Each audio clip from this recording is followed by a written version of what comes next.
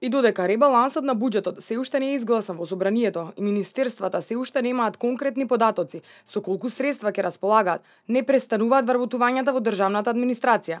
Последен од низата огласи за вработување во кабинетот на министерот за одбрана Радмила Шекеринска.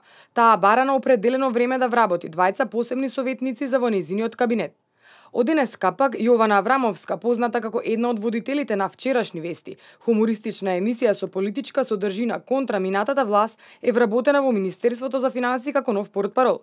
Завршила на економскиот факултет во Скопје, каде професор и бил актуелниот министер за финансии Драган Тевдовски, а во министерството дошла на покана на граѓанскиот активист Бранимир Јовановиќ, кој исто така е дел од тимот на министерството.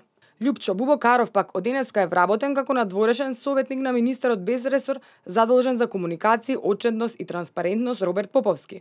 Од владата соопштија дека неговото искуство со медиумите и во јавните настапи ќе биде од особен придонес во работата на секторот за комуникација и односи со јавност во владата на Република Македонија.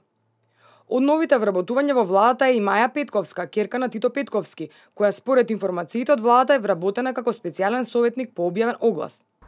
На електронскиот систем за јавни набавки пред повеќе од 2 недели беа објавени 2 огласи со кои се бараат услуги за привремени вработувања на 22 лица во Генералниот секретаријат на владата и услуги за вработување на исто така 22 лица за привремено вработување во службата за општи заеднички работи.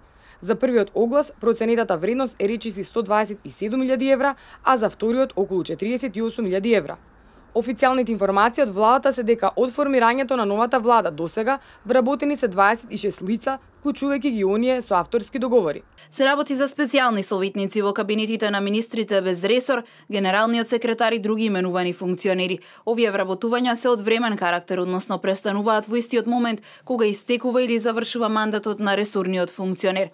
Во меѓувреме, министерот за правда формирал Совет за реформа на правосудниот сектор.